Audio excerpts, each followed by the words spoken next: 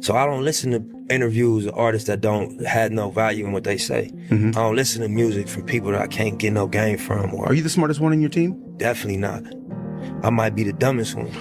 Name of the brand obviously is the marathon. It just stands for endurance. It stands for staying down. It stands for like not quitting, accepting the ups and downs of whatever game you commit yourself to and riding it out, because that's the reality of success or greatness, that it come with a roller coaster ride. I think that anybody could apply the marathon concept to what they do, if it's sports, if it's fashion, if it's music, if it's hustling, whatever. You on a marathon, you know, so. You gonna lay in the bed you make. You're not gonna get away with nothing in terms of the energy. You know what I mean? You might beat the camera or the police. They might not catch you for what you're doing, but the energy is always gonna return to you. So when you just living in this cycle of being negative all day and just putting out negativity, and that's the only energy you putting out, it's gonna return to you in different form than you put it out in. So I would just say, you know, master your energy. Do your best to master your energy and what you put out, you know, and unless that's what you want. You know, because you entitled to whatever you want to create, whatever experience you want to create for yourself. But if you're tired of that shit, adjust the energy. You know what I mean? As best you can. Adjust what you wake up thinking and what you say. And then lastly, what you do. And that's not an easy thing to do, because it's such a pressure in these areas to just go by the way things are. But, you know, it's a lot of examples that you could look up to as young kids in the streets. You could look up to Kendrick Lamar. Not the words, forget what he's saying, just where he came from. I seen him, you could YouTube him freestyling in the Nicholson Garden Projects. You could look up to a Nip Hussle. You know, you could look up to a YG, you know what I mean, to a Top Dog, you know what I mean, to any one of these guys that came from this hopelessness. And you know, wiggle their way through it. You know what I mean? And you can reverse engineer what they did. You know, look at the steps, what happened. The most important thing, number one, is you gotta get rid of doubt. If you got doubt in what you're doing, it's not gonna work. You know what I'm saying? And the way to do that is you have a plan. Because if you got a plan, it's not like just a pipe dream. You have a step-by-step list of things to do to get to your goal. If you don't have that, it's very hard to really have faith in what you're doing. Because as soon as something pop up, it's gonna look like the end all. But if you got a game plan of everything you need to do, you know, one thing pop up, well, I still gotta do this, and that, so this ain't gonna stop me. You know what I'm saying? Another thing pop up, well, shit, I accomplished this 2 things. Since my last obstacle, I only got 3 more things to do. Let me keep pushing, fuck it. Pretty soon you attained your goal, and then you create another one. But without a game plan and without a strong sense of faith in what you're doing, it's gonna be real hard to accomplish anything. And I know, you know, there's a lot of obstacles out here. Family, baby mamas, the legal system, trouble with the law, you know, your homeboys being involved in a crab in the bucket syndrome, where, you know what I mean, you making moves and starting to make your way out, and people start trying to attach themselves to you and really become weight, you know what I'm saying, extra weight. And sometimes it's like kamikaze, they blow themselves up trying to stop you. So, you know, you gotta have faith in what you're doing and not take no for an answer. You'll get it. It'll be a long run, but you'll get it, for sure. Yeah, you can learn from my mistakes, but you might have to make them. You know what I mean? I would just say, if you take the quality from me, if you was to take any quality from me, take the quality of persistence and staying down. You know what I mean? And being able to take it on the chin and take a blow. You know what I mean? Like, yeah, that's important. You know, to not stay on the ground if you get knocked down and, you know what I mean, be able to roll with the punches. I've never been one of the people that could be comfortable being careless. Some people, I notice the quality that they don't have that, they just don't have I guess the pressure on themselves. You know, they just have a little bit of a comfort that I don't have. I don't feel comfortable unless I know I went above and beyond with my preparation. The things that possibly could happen, if I ain't take real steps to prevent those things, I'm not comfortable. I can't walk around, you know, charismatic and happy. Nah, I gotta make sure, you know, we setting up some type of wealth, because we might have a little bag right now, but we know a lot of people had a bag right now, and they ended up bad. We got a core business, which is, for me, music, but then it's about building an enterprise around it.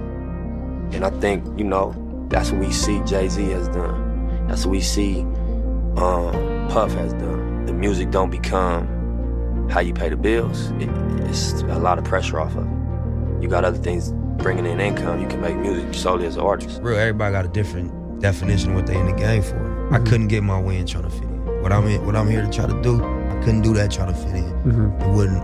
What my goal, you can't get at what I'm trying to do that way. From my understanding of it, my experience with it, you gotta be authentic and you gotta define your shit and you gotta make a contribution. Yeah. You know what I mean? You can't try to copy, ride waves. You gotta define your contribution. For sure. I learned when I was younger, like, You can't put your expectation of me on me. I'm me, you feel me? And you're not gonna ever make me feel bad for it. You're not gonna, make me react to how you reacting to me. I don't care, I'm me. And if I part of who I am, is disrespectful or is, crossing the line of like basic things, I'm gonna check myself. But, we all are individuals. So for you to think my balance or my ratio, I'm to this or to that, and I ain't got enough of this and enough of that, that's all love. Just keep it to yourself, bro. don't blend in. Stay in your lane. There's no traffic in your lane. You know what I'm saying? Be honest and stay in your lane.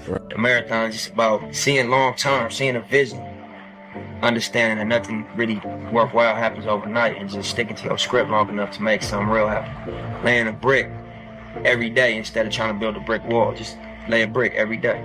Eventually you look up, you're gonna have a brick wall. I drop my daughter off every day. I drill her every day at school. When I take her to school, we have a little combo we had before she got the car, and she gets sick of running the script to me, but I pound it in her head. Like, what is integrity? Integrity, doing the right thing when nobody's looking, all right? Are you a leader or a follower? I'm a leader. What's the difference? Think for myself, all right?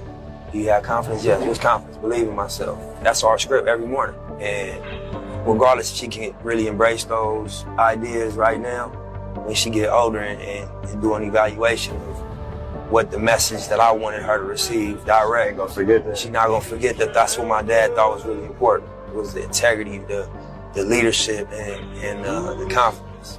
There's no one answer to how you change the hood or change the reality of what goes on. But what you gotta think about is when you don't have resources, you in survival mode. So being in survival mode automatically rules out a lot of things because you don't care about morality, because you don't experience morality. You experience, the need to survive.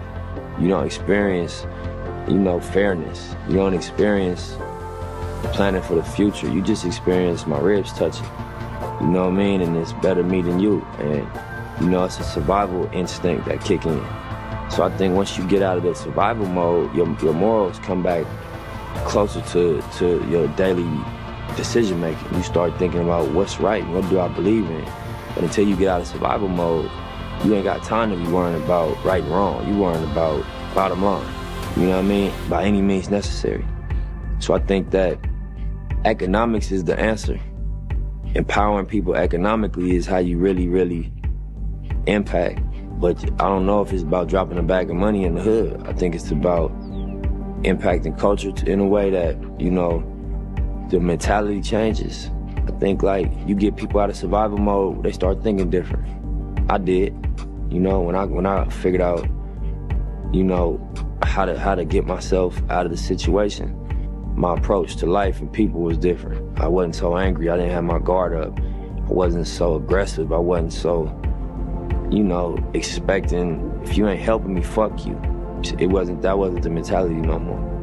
And I can't blame nobody, that's thinking about how they gonna pay their rent or going through not having food at the house, being young and having to go outside to hustle to feed themselves with school clothes. That's gonna change people. That's gonna make you feel a way. And you can't fault them. You just gotta kind of empathize with the scenario and understand you put a person in survival mode, they're gonna survive by any means. I was always a hustler. So when I talk to a young dude, I'm like, bro, my advice to you is gonna be money advice. Bro, get you some money, you're gonna feel different. All that other advice I could have gave you, this is the short version. Get you a couple dollars, man, you're gonna feel different. I be juggling. You know what I'm saying? I juggle a lot. I play a lot of positions. You know what I mean? So, my mentality when I do start to be like, damn, this is a lot. You know what I'm saying? It's just like, that's what it's supposed to feel like. If you are going toward what the vision look like, and that's like greatness. That's, on multiple levels. That's the vision that I'm working toward. So I'm